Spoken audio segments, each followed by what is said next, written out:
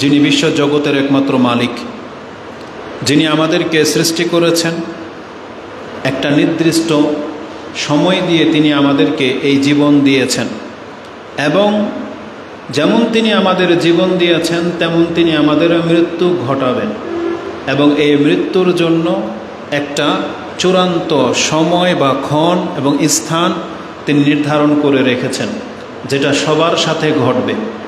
পৃথিবীতে যত কিছু আল্লাহ সুবহানাহু ওয়া তাআলা তিনি ছাড়া যত কিছু সৃষ্টি আছে, সমস্ত সৃষ্টির উপরেই তিনি এই মৃত্যুকে ধার্য করেছেন। পৃথিবীর কোনো ব্যক্তি এই মৃত্যু ছাড়া আল্লাহর সাথে সাক্ষাৎ করার কোনো বিকল্প রাস্তা নেই। এই মৃত্যু নিয়ে আলোচনা করার মতো বহু দিক রয়েছে। কেবলমাত্র তিনি সেই সত্তা যার কখনো মৃত্যু ঘটবে না, তাই আমরা তার প্রশংসা করি, আমরা বলি আলহামদুলিল্লাহ। সালাতু ওয়াস সালাম প্রিয় নবী মুহাম্মদুর রাসূলুল্লাহ সাল্লাল্লাহু আলাইহি ওয়াসাল্লামের প্রতি, যাকেও এই পৃথিবী থেকে বিদায় হতে হয়েছে। তিনিও মৃত্যুবরণ করেছেন এবং তিনিও মৃত্যুর যন্ত্রণা অনুভব করেছেন এবং তা ব্যক্ত করেছেন। আমরা তার উপরে সালাত এবং সালাম পাঠ করি, আমরা বলি আল্লাহুম্মা সাল্লি ওয়া সাল্লিম ওয়া বারিক আলা নবিয়িকা মুহাম্মদ। আজকের আলোচনার বিষয়বস্তু এই মৃত্যু সংক্রান্ত একটা দিক নিয়ে আলোচনা করব। যদিও মৃত্যু ছোট্ট একটা শব্দ আর একটা মাত্র বিষয়, কিন্তু জেনে রাখেন এই মৃত্যুকে কেন্দ্র করে বহু আকীদাগত দিক রয়েছে, বহু বিষয় আছে মাসলা মাসাইলের এই মৃত্যু কেন্দ্রিক। যদি আমি বিনা বাড়াবাড়িতে বলি, তাহলে যত বিজ্ঞ আলেম কেউ হবেন এই মৃত্যু নিয়ে যদি খুতবা দেয়, তাহলে আমার মনে হয় 20 থেকে 30টা খুতবা লেগে যাবে শুধু মৃত্যুর চ্যাপ্টারটাকে ক্লোজ করা বা এটা তুলে ধরার জন্য। যেমন মৃত্যু চূড়ান্ত একটা সত্য বিষয়, আসবেই আসবে, এবং এর জন্য নির্দিষ্ট একটা সময় ধার্য করা হয়েছে। কারো মৃত্যু আগেও আসবে না, পরেও আসবে না। এই জন্য আমাদের দেশের যে অকাল মৃত্যু যে ভাষাটা আছে, এটা হচ্ছে ইসলামের বহির্ভূত ভাষা, বরং আকীদার খেলাফ। এটা অনেক সময় কুফরি পর্যন্ত চলে যাবে। অকাল মৃত্যু বলে কিছু নাই, যার মৃত্যু যখন হবে যেভাবেই হোক না কেন, এটাই হচ্ছে তার চূড়ান্ত সময়। এভাবে মৃত্যু নিয়ে কথা বলার মতো আরও বহু দিক আছে। যেমন মৃত্যুর একটা যন্ত্রণা রয়েছে, তাই বলে যে কোনো ব্যক্তিকে কষ্টদায়ক মৃত্যু মরতে দেখলেই আপনি তার সম্পর্কে খারাপ ধারণা করতে পারবেন না যে একজন ব্যক্তি মর্মান্তিক মৃত্যু ঘটেছে, হয়তো বা লোকটা অনেক বড় পাপী ছিল না, এটা বলার কোনো অপশন নাই। কারণ আকীদাগত বিষয় হলো, কোনো ব্যক্তি যখন মরে যাবে সে যদি মুসলিম হয়, তার সম্পর্কে ভালো ছাড়া খারাপ কোনো মন্তব্যই করা যাবে না। এটা হচ্ছে আকীদাগত বিষয়। তৃতীয়ত হচ্ছে একজন ব্যক্তি, যেমন আমরা সবাই মরে যাব, তাহলে আমরা মৃত্যুর জন্য কি প্রস্তুতি নিয়েছি, এটা একটা বিষয়। এই মৃত্যুর জন্য প্রস্তুত হওয়া, এর জন্য যা লাগবে তা আপনাকে জানতে হবে। চতুর্থ বিষয় হচ্ছে মৃত্যু মুহূর্তে একজন মুমিনের আল্লাহ সম্পর্কে কেমন বিশ্বাস বা কেমন ধারণা হওয়া উচিত, এটাকে বলা হয় মৃত্যুর পূর্ব মুহূর্তে করণীয়। যেমন আপনি মুসলিম হওয়া, আপনি ঋণমুক্ত হওয়া, যদি ঋণ থেকে থাকে ওসিয়ত করে যাওয়া, তারপর আল্লাহ সম্পর্কে ভালো ধারণা রাখা, জিকির করতে থাকা, যাতে করে কালেমা পড়া অবস্থায় আপনার মৃত্যুটা হয়। এভাবে একজন মুসলিমের জন্য মৃত্যুর মুহূর্তটা সবচেয়ে বেশি গুরুত্বপূর্ণ। তার জীবনের আজকের দিনের চেয়ে যে মুহূর্তে সে মরে যাবে, ওই মুহূর্তটা সবচেয়ে বেশি মূল্যবান। কেন? একটু পরেই সে কথাগুলো আসবে। তো এভাবে মৃত্যু নিয়ে আলোচনা করার মতো বহু দিক আছে।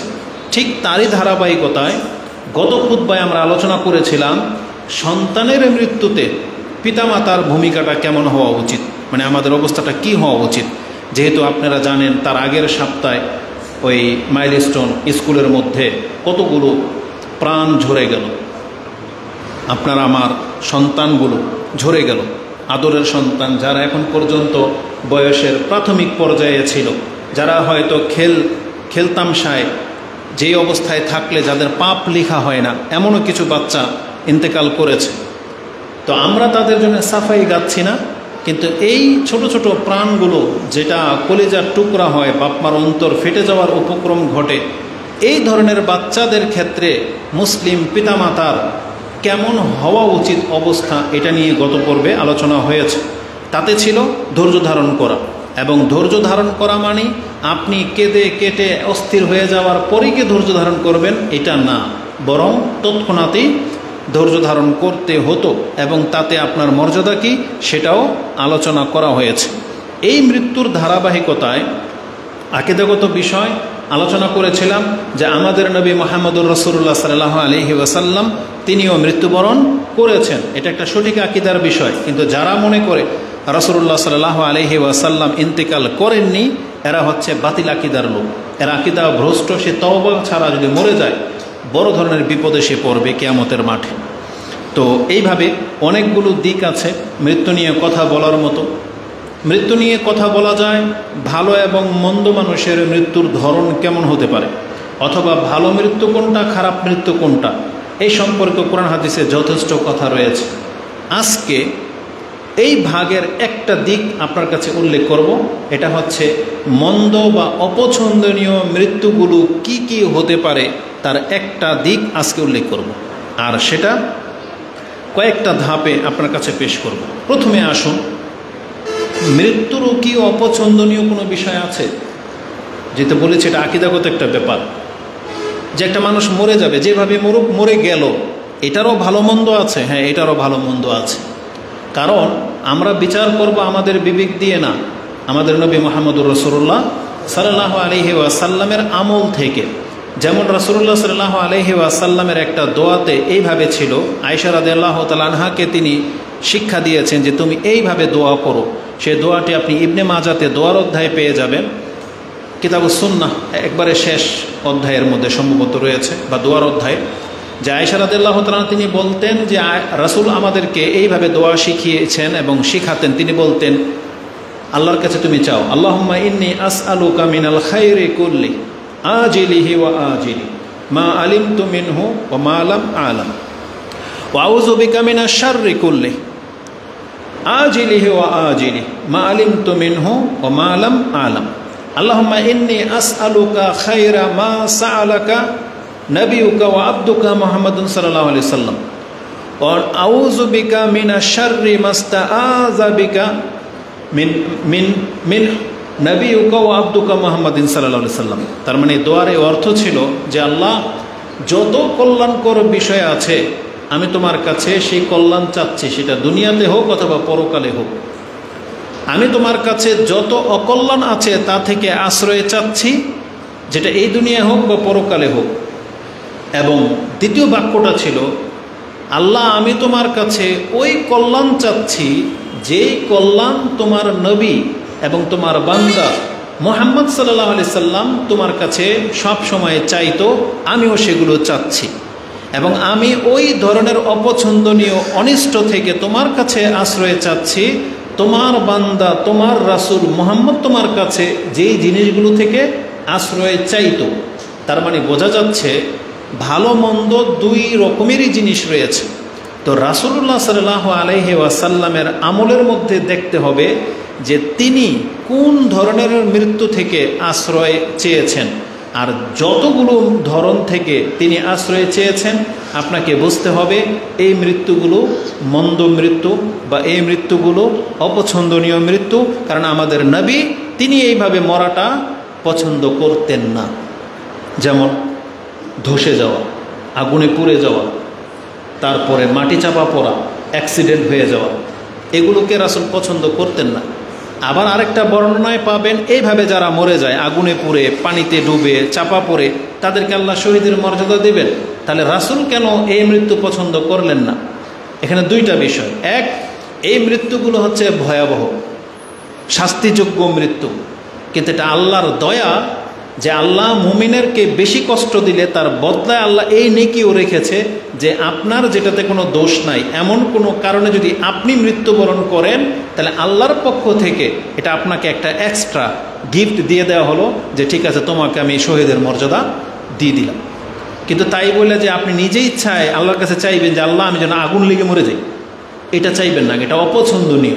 কারণ আমাদের রাসূল এটা কখনো পছন্দ করতেন না। একটা হলো কারণ ঘটা, আর একটা হচ্ছে কারণের যাজা ঘটা। যেমন আপনি হাদিস জানেন, কেউ যদি আপনাকে মেরে দেয় তাহলে আপনার পাপ ওর ঘাড়ে চাপানো হবে, তাই না? এটা সবাই জানেন। কিন্তু কেউ কি এটা পছন্দ করেন? রাস্তা দিয়ে কি এইভাবে হাঁটেন যে কেউ যদি আমাকে মেরে দিত, এটা কেউ পছন্দ করেন? কেউ পছন্দ করে না। তার মানে পুরস্কারের উপরে ভিত্তি করে আপনি কাজটাকে ভালো বা খারাপ বলতে পারেন না। কাজটা খারাপ, আপনাকে যে কেউ হত্যা করে দেখ, এই কাজটা কি ভয়ানক, এটা কেউ পছন্দ করেন না। কিন্তু কারো সাথে যদি এটা ঘটে তাহলে আল্লাহ তাকে সম্মানার্থে শহীদের মর্যাদা দিয়ে দেবেন, এটা ভিন্ন কথা। কিন্তু তাই বলে খুন হয়ে যাওয়া এটা ভালো কিছু না। এই জন্য আগুন লেগে মরে যাওয়া, পানিতে ডুবে যাওয়া, ধসে যাওয়া, এই ধরনের মৃত্যুগুলো হচ্ছে অপছন্দনীয় মৃত্যু। যদিও আল্লাহ আপনাকে শহীদের মর্যাদা দিয়ে দিবেন, কিন্তু রাসূল এটা ব্যক্তি জীবনে পছন্দ করেন নাই। এমনই কিছু আজকে আপনার কাছে পেশ করব, তাহলে আমরা বলতে পারি হ্যাঁ, অপছন্দনীয় মৃত্যু বলেও কিছু আছে। যেমন একটা হাদিস আমি আপনার কাছে পেশ করি। রাসূলুল্লাহ সাল্লাল্লাহু আলাইহি ওয়াসাল্লাম নিজে তিনি এই মৃত্যুগুলো থেকে আল্লাহর কাছে আশ্রয় চাইতেন, যেটা নিজের জন্য তিনি পছন্দ করতেন না। তো তিনি যেটা পছন্দ করতেন না ওটাই আমাদের জন্য অপছন্দনীয় হইতে হবে, যেহেতু তিনি আমাদের রাসূল। আবু হুরায়রা রাদিয়াল্লাহু তাআলা তিনি বলেন, আনিন নবী সাল্লাল্লাহু আলাইহি ওয়াসাল্লাম ক্বালা কানা রাসূলুল্লাহ সাল্লাল্লাহু আলাইহি ওয়াসাল্লাম ইয়াতাআওয়াজু।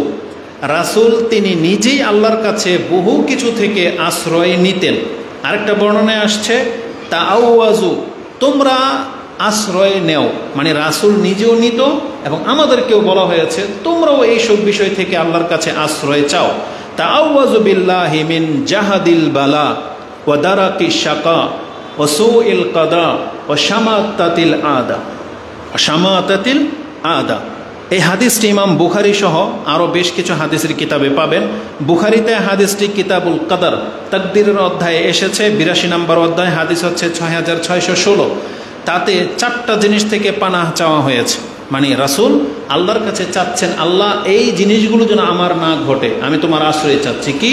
আল্লাহুম্মা ইন্নী আউযু বিকা মিন জাহাদিল বালা।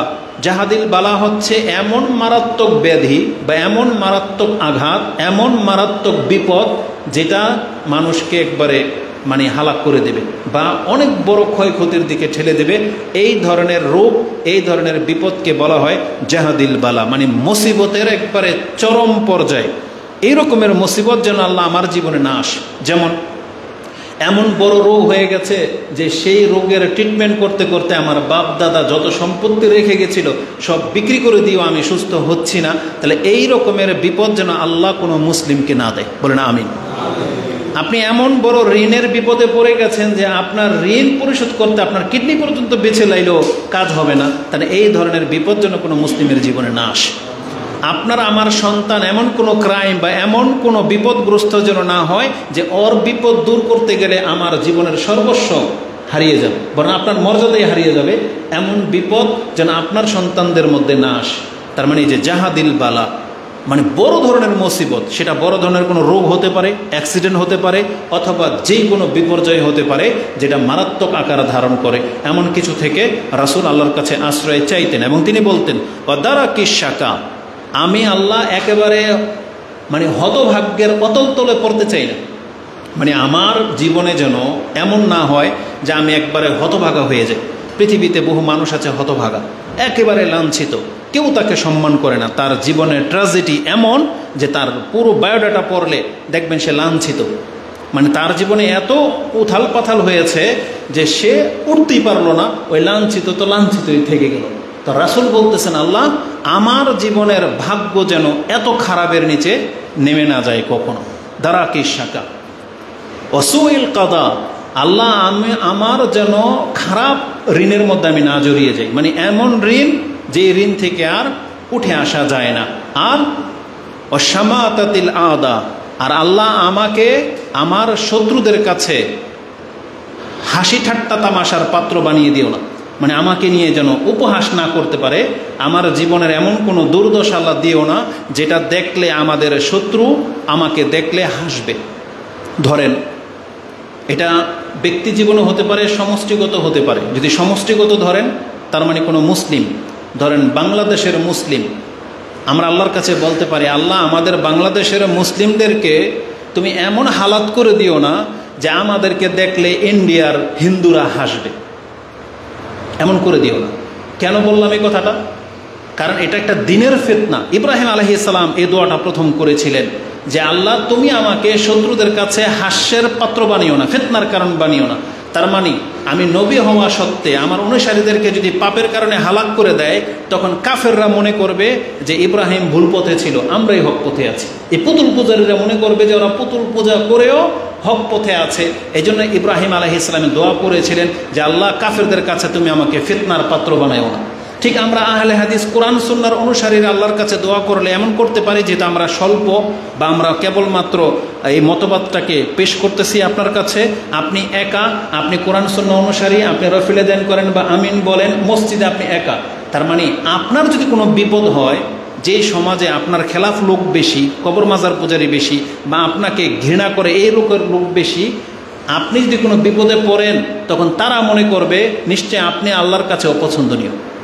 যেমন মক্কার মুশরিকদের কাছে রাসূলুল্লাহ সাল্লাল্লাহু আলাইহি সাল্লাম তিনি এমন পর্যায়ে ছিলেন যে রাসূলের যদি কোনো বিপদ হইতো তাহলে আবু জাহেলের খুশি হতো, আবু লাহাবের খুশি হতো।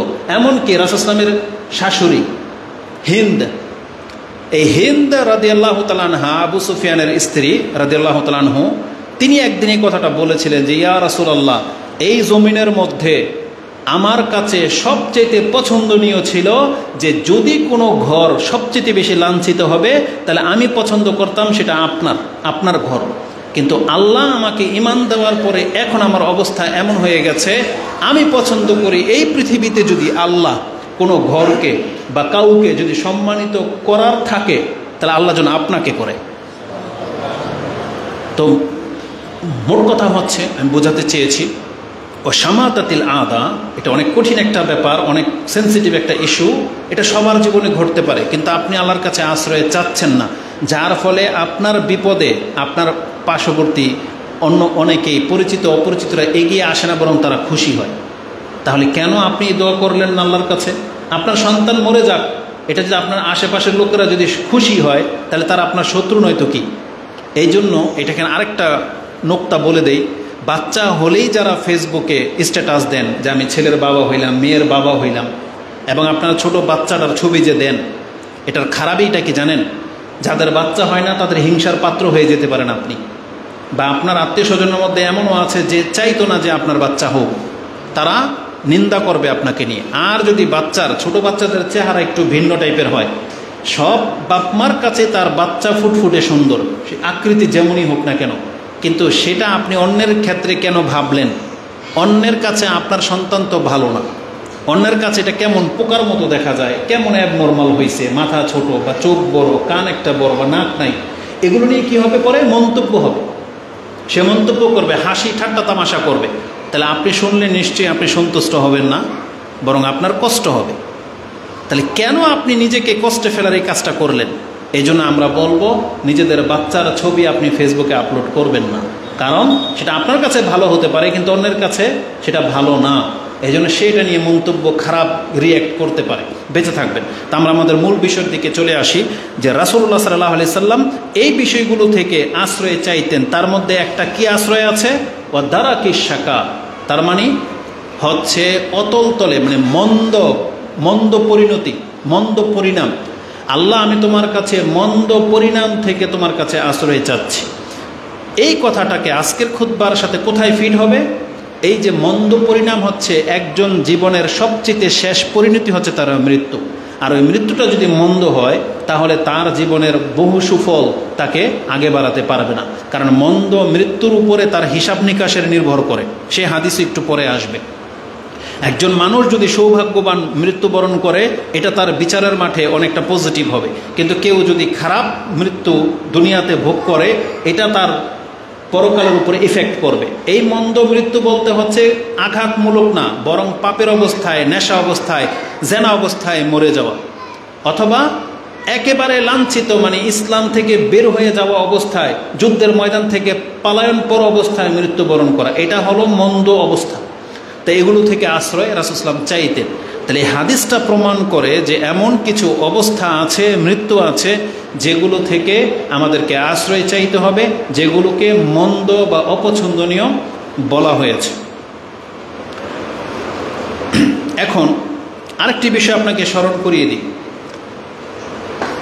যদি আমরা ছোট, কিন্তু স্টাডির জগতে আমি যেহেতু এই বক্তব্যগুলো লাইভ হয়, রেকর্ড হচ্ছে, আপনারাও সাক্ষী এমন কিছু সেন্সিটিভ বিষয় আছে যেগুলো আমাদের জন্য অনেক বেশি গুরুত্বপূর্ণ, জনসাধারণের জন্য গুরুত্বপূর্ণ।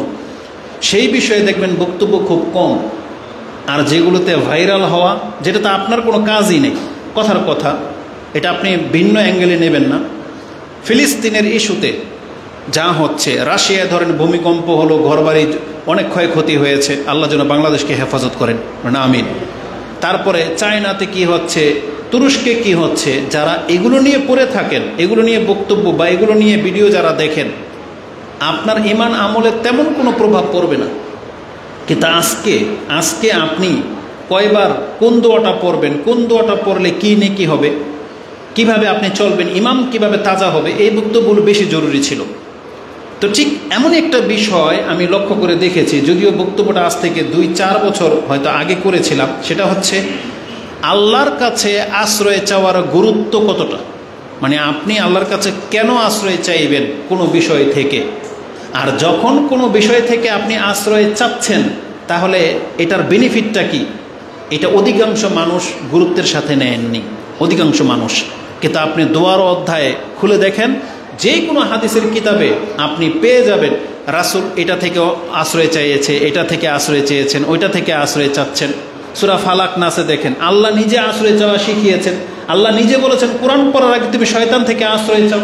তাহলে আশ্রয় চাওয়ার বিষয়টা কতটা গুরুত্বপূর্ণ, আসুন একটা হাদিস আমি আপনার কাছে পেশ করি যে কেন আপনি আল্লাহর কাছে অপছন্দনীয় কোনো কিছু থেকে আশ্রয় চাইবেন। কেন? রাসূল সাল্লাল্লাহু আলাইহি ওয়াসাল্লামের এক হাদিসে রয়েছে, কোনো ব্যক্তি যদি তার কাছে যেটা অপছন্দনীয়, যেটা নিজের জন্য সে পছন্দ করে না, এমন কোনো কিছু থেকে যদি সে আল্লাহর কাছে আশ্রয় তলব করে আর আল্লাহ যদি সেটা গ্রহণ করে, তাহলে এই অপছন্দনীয় জিনিসটা তার জীবনে কোনোদিন ঘটবে না।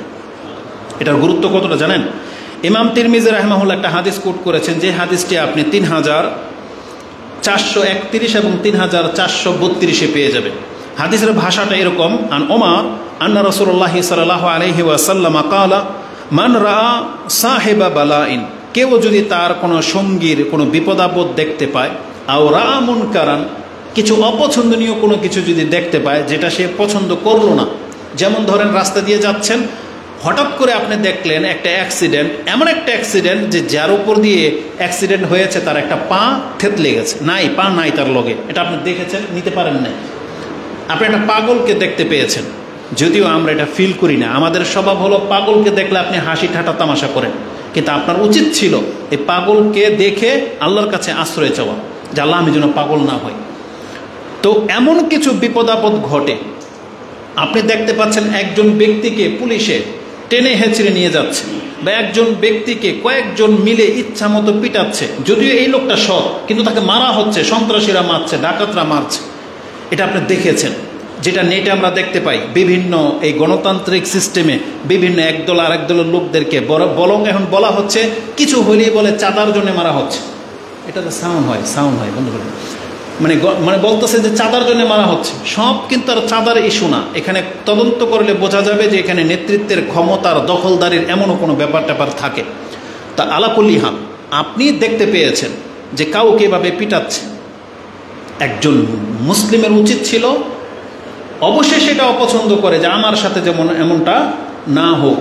তখন রাসূল বলেছেন, যদি কোনো ব্যক্তি এমন কোনো অপছন্দনীয় বা বিপদগ্রস্ত কোনো ব্যক্তিকে দেখে আর সে যদি এটা বলে আলহামদুলিল্লাহিল্লাযী আফানি মিম্মা ইবতালাকা বি ওয়া ফাদ্দালানি আলা কাসীরিম মিম্মান খালাকা তাফদীলা, সে যদি বলে আলহামদুলিল্লাহ, আল্লাহ তোমাকে যে বিপদে ফেলেছে, মানে ওকে তো শোনায়া বলবে না, মানে ওর দিকে লক্ষ্য করে বলবে, যেই বিপদ ওর জীবনে চলে আসছে, যেই বিপদ, যেই অপছন্দনীয় জিনিসটা আপনার চোখে দেখতে পেলেন, যে আল্লাহ আলহামদুলিল্লাহ আফানি, আমাকে আল্লাহ এই বিপদ থেকে বাঁচাইছে, মানে আমি পাগলও না, আমি ঋণগ্রস্ত না, আমি নেশাগ্রস্ত না, আমি অপরাধীও না, আমাকে ক্রাইমও করা হয় নাই, আমাকে কেউ মিলে পিটাচ্ছেও না, মানে আপনি সেফ।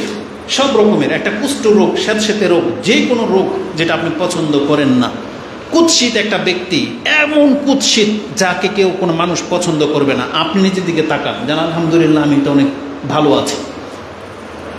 তো এক কথায় যা আপনি অপছন্দ করেন এমন কোনো কিছু চোখে পড়লে আপনি যদি বলেন আলহামদুলিল্লাহিল্লাযী আফানি মিম্মা ইবতালাকা বি আল্লাহ তোমাকে যে বিপদ দিয়েছে আমাকে তা থেকে নিরাপদে রেখেছেন। ও ফদ্দালানি আলা কাসীরিম মিম্মান খালাকা তাফদীলা, এবং বহু সৃষ্টির চাইতে আল্লাহ তুমি আমাকে সম্মানিত রেখেছো। এই দোয়া যে ব্যক্তি বলতে পারে, রাসূলুল্লাহ সাল্লাল্লাহু আলাইহি ওয়াসাল্লাম বলেছেন, ইল্লা উফিয়া মিন যালিকাল বালা, যেই বিপদ দেখে, যেই অপছন্দনীয় বিষয়টা দেখে সে আল্লাহর কাছে দোয়া করেছে, এই বিপদ, এই অপছন্দনীয় জিনিস জীবনও তার ধারের প্রান্ত আসবে না, কায়নান মা কান। রাসূল বলেছেন, এই পৃথিবী যতদিন বাকি থাকবে, অথবা মাস, অথবা আপনি পৃথিবীতে যতদিন বাকি থাকবেন, মৃত্যুর আগ পর্যন্ত এই পাগল হওয়া, ঋণগ্রস্ত হওয়া, পিটিয়ে মারা, পেটের ব্যথা, অমুক, বদ, কুষ্ঠরোগ, কোনো কিছু যা থেকে আপনি আল্লাহর কাছে আশ্রয় চেয়েছিলেন, এই কিয়ামত পর্যন্ত আপনার জীবনে এই মুসিবত কোনোদিন আসবে না। এটা কত বড় কথা!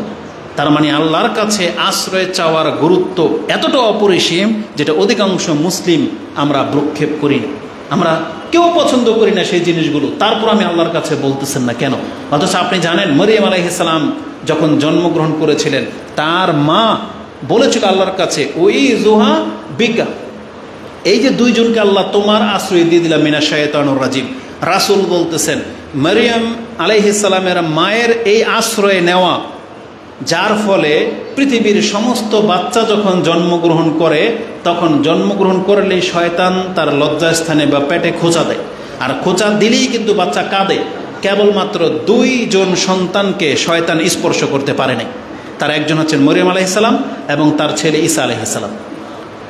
এটা কিসের বরকত? ওই যে তার নানির দোয়া, ঈসা আলাইহিস সালামের নানির দোয়া, যে আল্লাহ আমি আমার সন্তানকে এবং ওর সন্তানকে তোমার আশ্রয় দিয়ে দিলাম শয়তান থেকে। এই জন্য শয়তান সব বাচ্চাকে খোঁচা দিতে পেরেছে, শুধু ঈসা আলাইহিস সালাম এবং তার মা মরিয়মকে টাচ পর্যন্ত করতে পারেন। এটা কত বড় ব্যাপার! তাই আমাদেরকে আল্লাহর কাছে দোয়া করা শিখতে হবে এবং দোয়ার পাওয়ার জানতে হবে, এবং আল্লাহর সাথে আমাদের ওই সম্পর্কটা গড়ে তুলতে হবে, যাতে করে আমি আর আপনি দোয়া করার ফলে সেই ফ্যাসিলিটি যেন পাই। নাহলে রাসূলুল্লাহ সাল্লাল্লাহু আলাইহি ওয়াসাল্লাম যত কিছু থেকে আশ্রয় চেয়েছেন আপনি দেখেন তার জীবনে। এবং সবচেয়ে বড় ব্যাপার হচ্ছে, এখন মূল বক্তব্যের দিকে আসি, সেটা হচ্ছে মৃত্যু মুহূর্তটা এবং কবরের আযাব, পরকালের শাস্তি। এগুলো থেকে আপনি বলেন তো দেখি, এই লাইফে বা আজকে কয়বার আল্লাহকে বলেছেন যে আল্লাহ তুমি আমাকে কবর আযাব থেকে মাফ করে দাও, আল্লাহ তুমি জাহান্নামের কিনারা থেকে আমাকে দূরে রাখো, বা হাসরের মাঠের ফিতনা থেকে আল্লাহ তুমি আমাকে বাঁচো, আমি তোমার কাছে আশ্রয় চাচ্ছি। আমরা কয়বার বলি আল্লাহকে? আমরা বলি না তেমন একটা, অথচ এটা অনেক গুরুত্বপূর্ণ ব্যাপার। তো আসুন, আমরা এটা আপনাকে বুঝালাম যে আল্লাহর কাছে আশ্রয় চাওয়ার মর্যাদা কি সেই সম্পর্কে। এখন আপনি আল্লাহর কাছে আশ্রয় চাইবেন, কি থেকে আশ্রয় চাইবেন সেই দিকে আসি। সবচেয়ে মন্দ এবং খারাপ মৃত্যু হচ্ছে অমুসলিম অবস্থায় মরা। এটা হচ্ছে সবচেয়ে মন্দ মৃত্যু। একজন মানুষের জীবনের সবচেয়ে ভালো মৃত্যু হচ্ছে ইমানের হালতে মরা, আর সবচেয়ে মন্দ মৃত্যু হচ্ছে ইমানহীন হয়ে মরা, মানে যার ইমান নাই, সে এক কথায় মুসলমান না, বাকি যে কোনো ধর্মের লোকই হোক না কেন, নাস্তিক হোক, মুনাফিক হোক, মুশরিক হোক, বা অন্য কোনো ধর্মের অনুসারী হোক, এ হলো সবচেয়ে মন্দ ব্যক্তি। আর মুসলিম হালাতে মরা, এটা হচ্ছে একজন ব্যক্তির জীবনের সবচেয়ে সৌভাগ্যবান মৃত্যু। এই সম্পর্কে কোরআনে যথেষ্ট কথা আছে, যদি আমরা এখানে ডিটেলস আলোচনা করব না, কারণ আমাদের উদ্দেশ্য একটা ভিন্ন। তো সবচেয়ে খারাপ মৃত্যু যে কুফরি অবস্থায় মরা, এই সম্পর্কে দুইটা আয়াত শুধু আমি আপনাকে কোট করে দেই, যেটা সূরা বাকারাতে রয়েছে। আল্লাহ সুবহানাহু ওয়া তাআলা সূরা বাকারার 160 162 নম্বর আয়াতে বলেছেন, ইন্নাল্লাযীনা কাফারু ওয়া মাতু ওয়া হুম কুফফার উলাইকা আলাইহিম লানাতুল্লাহি ওয়াল মালাইকাতি ওয়ান নাসি আজমাইন।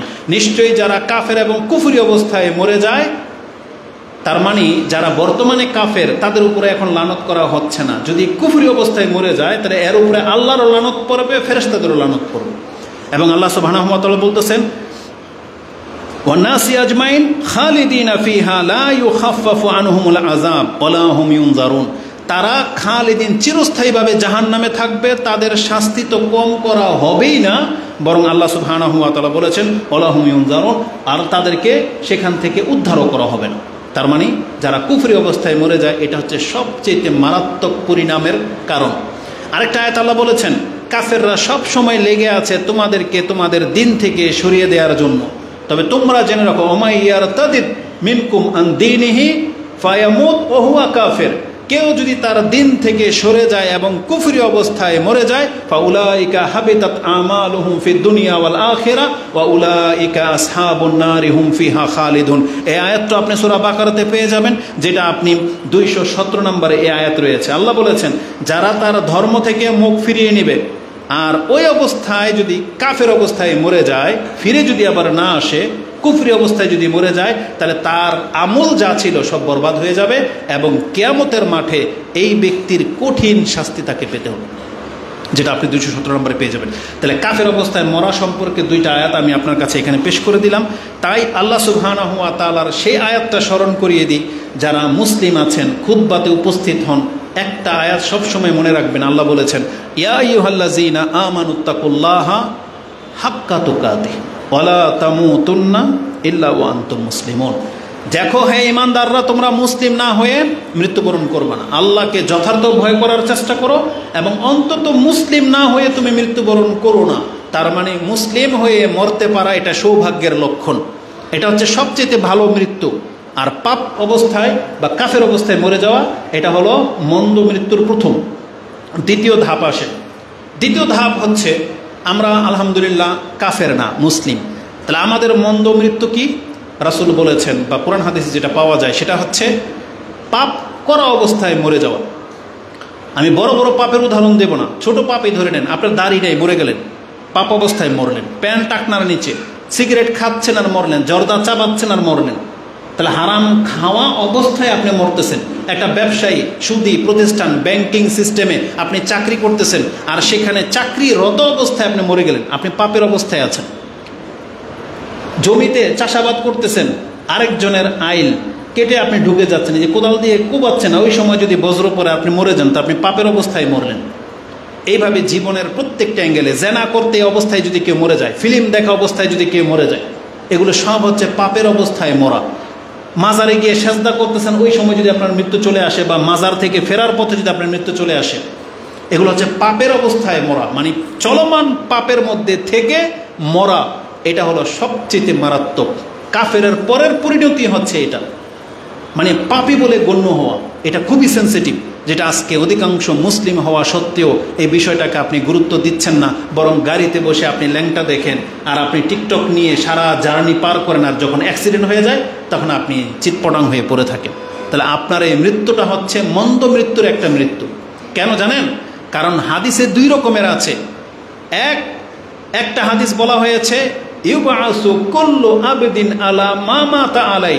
একজন ব্যক্তিকে কিয়ামতের মাঠে ওই পরিচয়ে উঠতে হবে যেই পরিচয়ে তার মৃত্যু ঘটেছে। তার মানে আজকে যেই মুহূর্তে আপনার মৃত্যু ঘটবে, দেখতে হবে আজকে কি আপনি মুসলিম কিনা, আজকে কি আপনি। কালকে কাফের ছিলেন, কালকে মুনাফিক থাকতে পারেন, কালকে মুশরিক থাকতে পারেন, কালকে ইমানদারও থাকতে পারেন, কিন্তু কালকের উপরে বিচার করা হবে না। আপনার 60 বছর কেটে গেছে মুসলিম অবস্থায়, কিন্তু যেই দিন আপনি মরলেন সেই দিন যদি আপনি নাস্তিক হয়ে থাকেন, তাহলে বিচারটা 60 বছরের নেকি দিয়ে হবে না, বিচারটা হবে মরার নাস্তিকতা দিয়ে। এটা হচ্ছে ইসলামের একটা আদব। ঠিক এর উল্টা নিয়ে নেন, 60 বছর একটা ব্যক্তি হিন্দু ছিল, খ্রিস্টান ছিল, কিন্তু যেই দিন মরলো সেদিন সে মুসলিম ছিল। রেজাল্ট কি? ডাইরেক্ট জান্নাত। তার 60 বছরের পাপ তাকে বাঁচাইতে মানে আটকাতে পারবে না। এটা ইসলামের একটা বিধান এবং আল্লাহর অনেক বড় রহমত লুকিয়ে আছে এখানে। এই জন্য সবসময় সৌভাগ্যবান থাকতে হলে আপনি চেষ্টা করবেন এমন অবস্থায় থাকা, যেই অবস্থায় মৃত্যুটা চলে আসলে যাতে আমি আর আপনি আল্লাহর ক্ষমা পেতে পারি। এই জন্য নিজেকে প্রস্তুত থাকতে হবে। রাসূল বলেছেন, যেই ব্যক্তি চায়, যে কোরআনের একটা আয়াত আছে না, যেটা সূরা আল ইমরানের, যদিও লম্বা হয়ে যাবে বিধায় আমি নোট করিনি, কিন্তু মনে পড়ে গেছে, বলে দিই। সূরা আল ইমরানে আছে না, কুল্লু নাফসিন যায়িকাতুল মউত সুম্মা তুওয়াফাউনা উজুরাকুম ইয়াওমাল কিয়ামা ফামান যুহজিহা আনিন নারি ওয়া উদখিলাল জান্নাতা ফাকাদ ফাজ ওয়া মাল হায়াতুদ দুনিয়া ইল্লা মাতাউল গুরুর। এটা সূরা আল ইমরানের 185 নম্বর আয়াত। এই আয়াতের তাফসিরে বুখারী মুসলিমের একটা হাদিস পেয়ে যাবেন। রাসূল বলেছেন, হাদিসটা বুখারী নয় মুসলিমে আছে এবং মুসনাদে আহমদে আছে। মুসলিমে একটা লম্বা হাদিসের মিডলে গিয়ে আপনি এটা পেয়ে যাবেন। তাতে রাসূল বলেছেন, ফামান আহাব্বা আইয়ুজাহজাহা আনিন নারি ওয়া উদখিলাল জান্নাহ ফালতুদরিকুহু মানিয়াতুহু ওয়া হুয়া ইউমিনু বিল্লাহি ওয়াল ইয়াউমিল আখির ওয়া ইয়াতি আলান নাস মা ইউহিব্বু ইলাইহি আও কামা ক্বালা রাসূলুল্লাহ সাল্লাল্লাহু আলাইহি ওয়াসাল্লাম।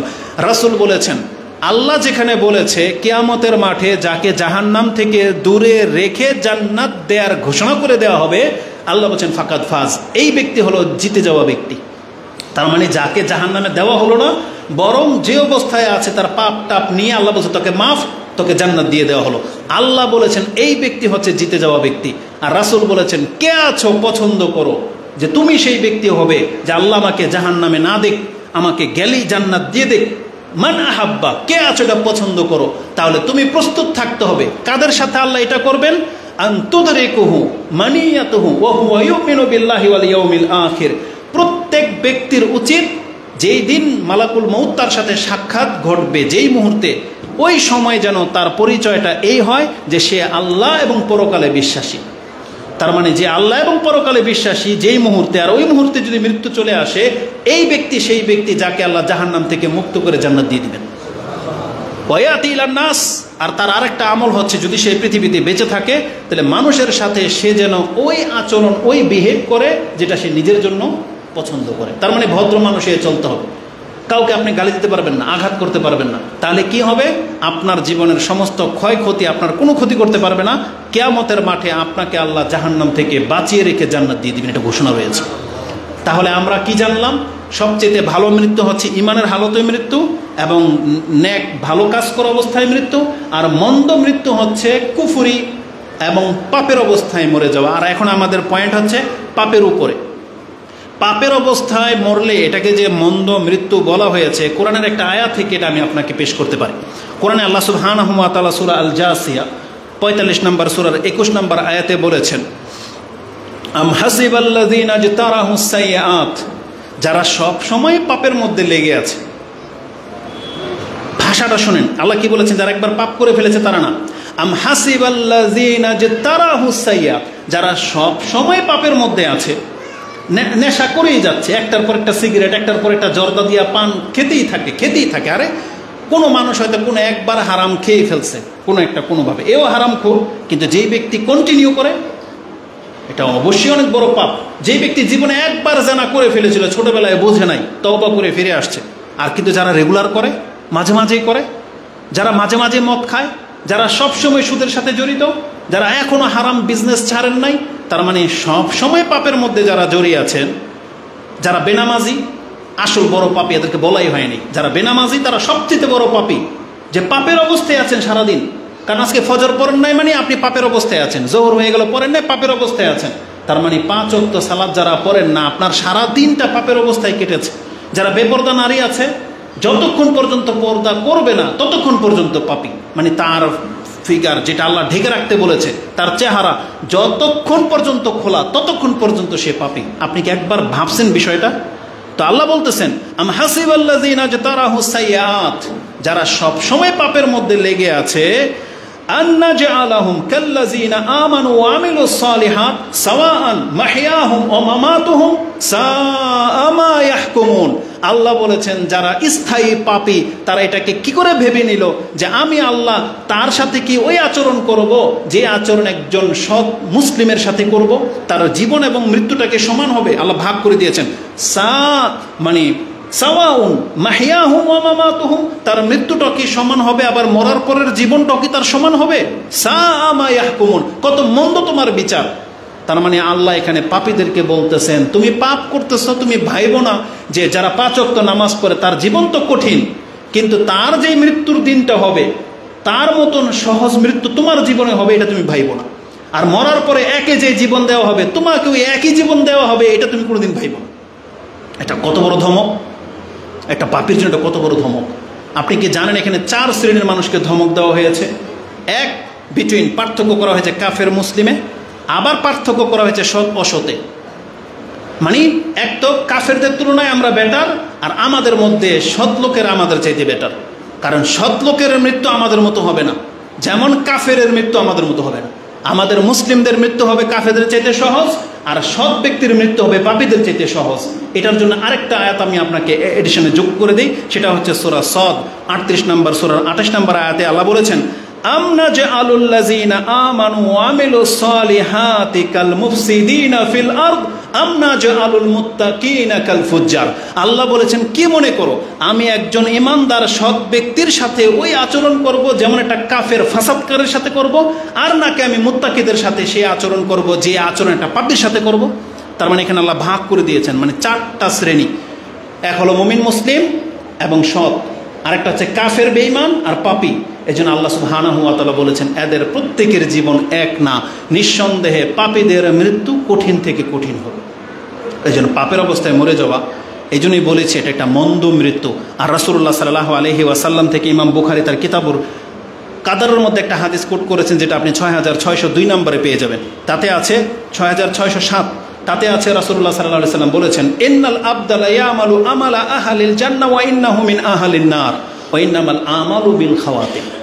কেন আপনি পাপের অবস্থায় মরলে এটা মন্দ মৃত্যু? কারণ রাসূল বলেছেন কত ব্যক্তিকে দেখা যায় প্রথমে ভালোই ছিল, ভালো ভালো কাজ করতেছে, কিন্তু লোকটা জাহান্নামী।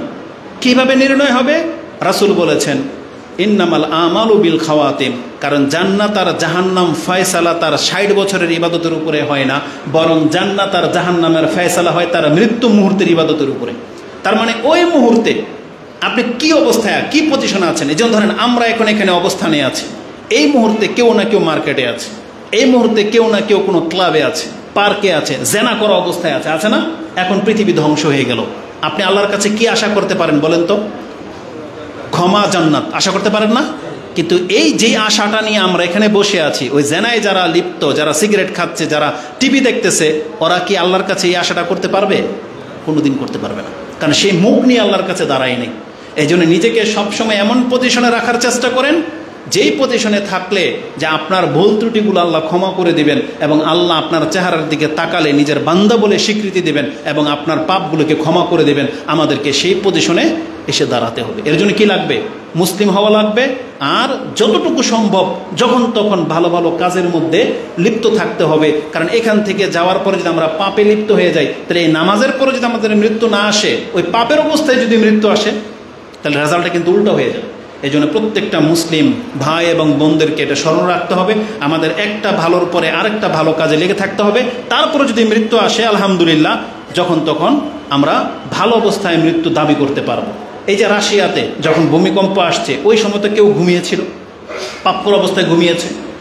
তাহলে আমাদের মুসলিমদেরকে স্মরণ রাখতে হবে, এটা শুধু রাশিয়ার ঘটনা, তুরস্কের ঘটনা না, পৃথিবীর যেই কোনো অঞ্চলে যখন তখন সুনামি, ভূমিকম্প হতেই পারে। কারণ এটা হচ্ছে কিয়ামতের একটা আলামত, আর এটা থেকে কোনো রাষ্ট্র নিরাপদে থাকবে না। যেখানে মদিনায় পর্যন্ত ভূমিকম্প হবে, এটা আপনারা দেখতে পাবেন। তো কথা হচ্ছে যে তারপর আমরা আল্লাহর কাছে দোয়া করি, আল্লাহ যতদিন আমরা বেঁচে আছি, আল্লাহ তুমি আমাদেরকে নিরাপত্তা দিয়ে দাও, আমিন। তো এটা হচ্ছে একটা তৃতীয় মৃত্যু, হচ্ছে যেটা হবে আজকের খুতবার মূল বিষয়, কিন্তু টাইম পাস হয়ে চলে গেছে।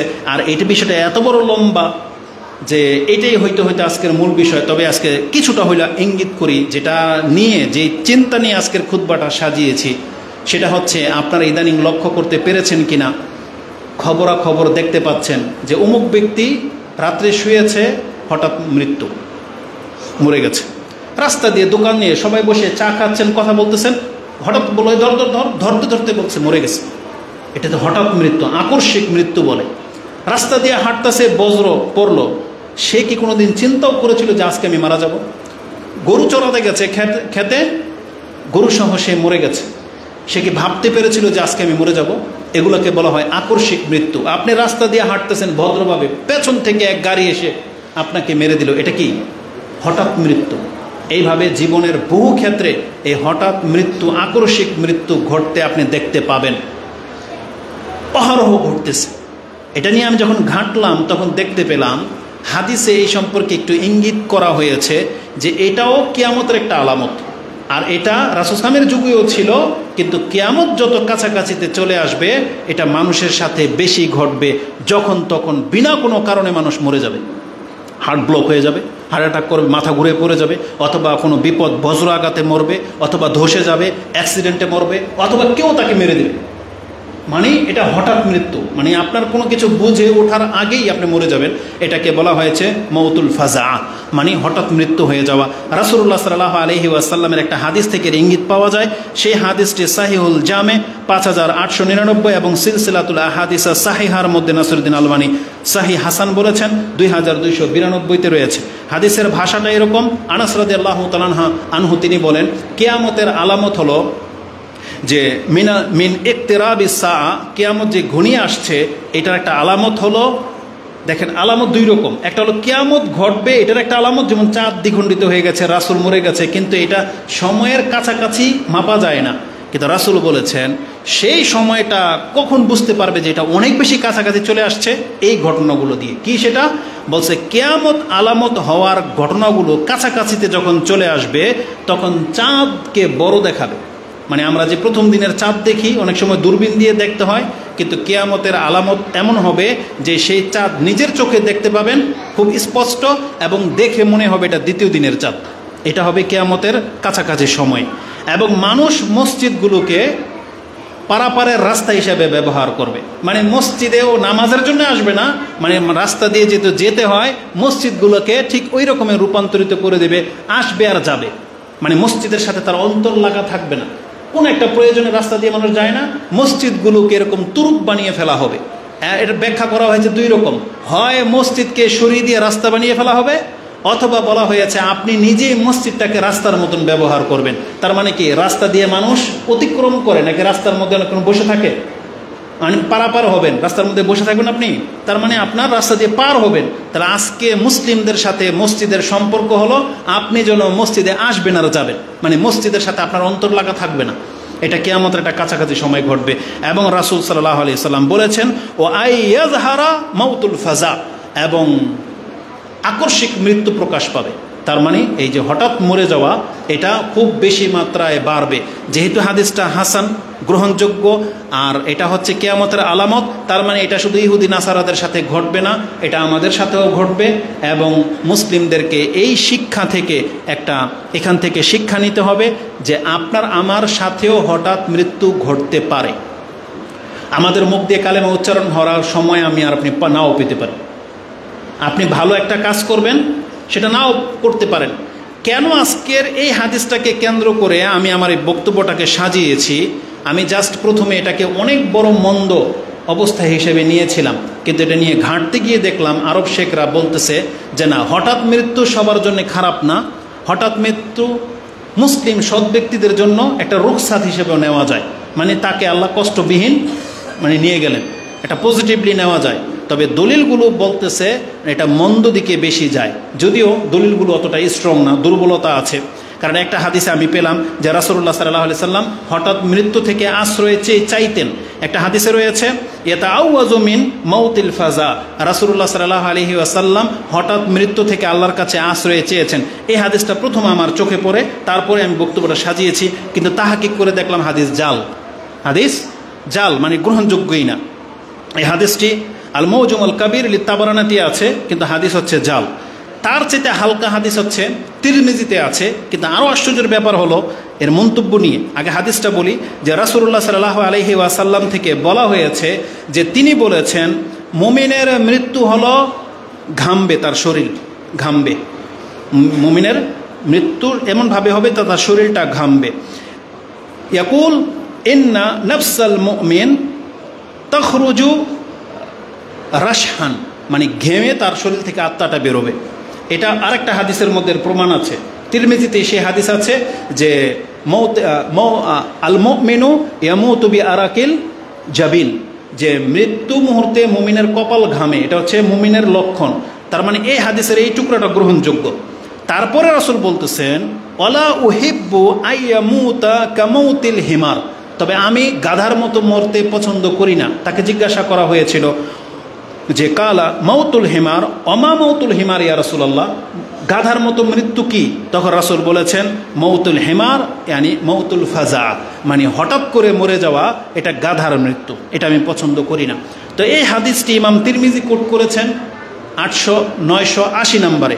আশ্চর্যের ব্যাপার হলো এই হাদিসের তাহকিকে বাশশার বলে একজন তাহকিককারী আছেন, তিনি বলতেছেন এই হাদিস তিরমিজিতে নাই, মানে ইমাম তিরমিজি এই হাদিস জীবনে লেখেই নেই।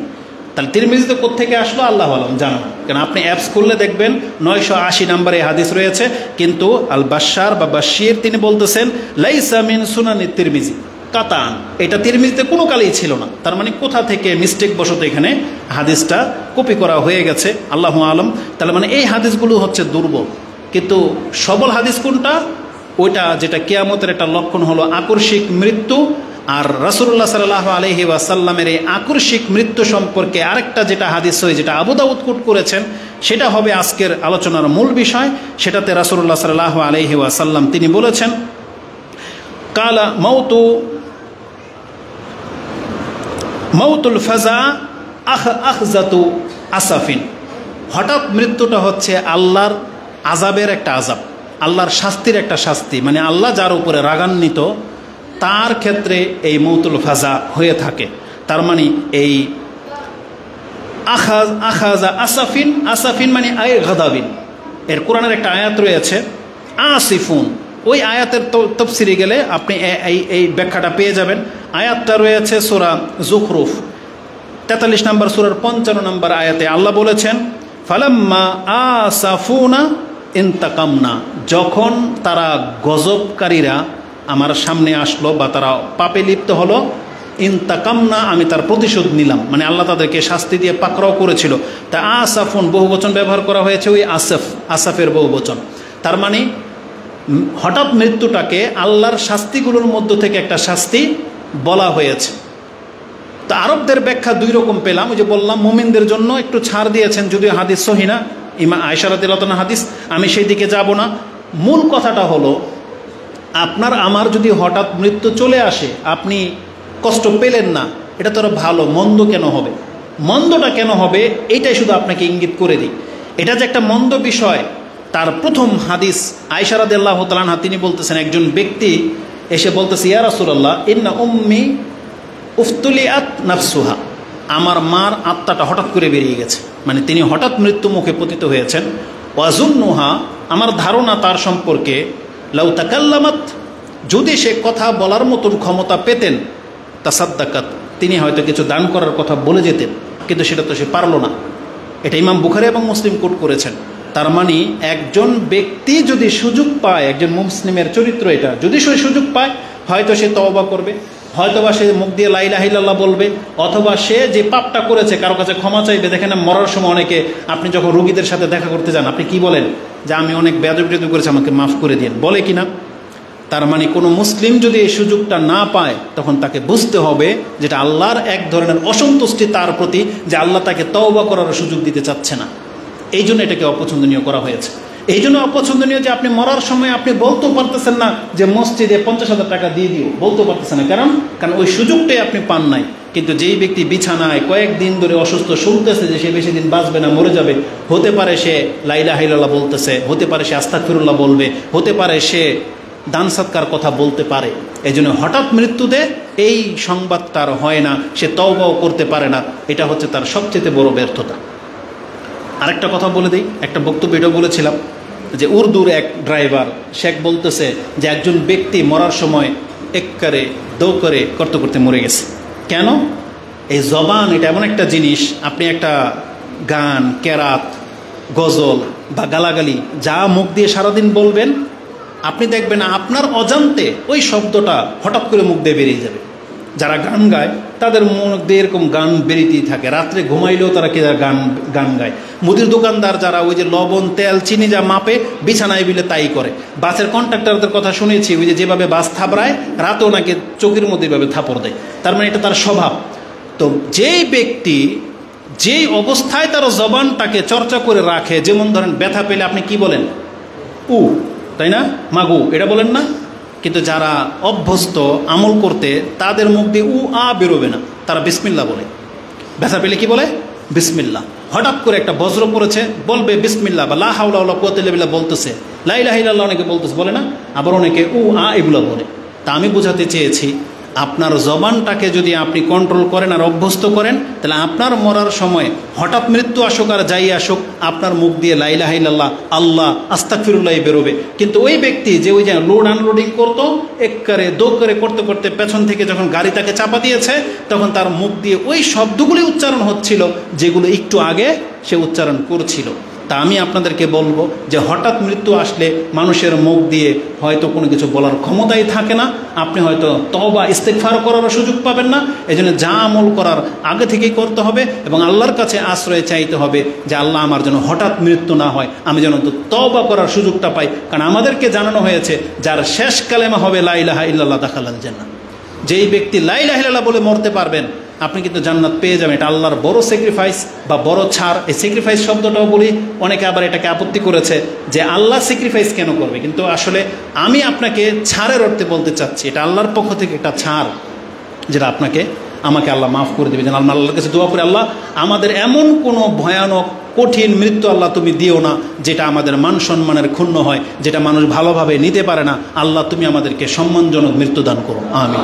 আকুলু লিকাউলি হাযা আস্তাগফিরুল্লাহ লি ওয়া লাকুম ওয়া লিসাইরিল মুসলিমিন ফাস্তাগফিরু ইন্নাহু হুয়াল গফুরুর রাহিম।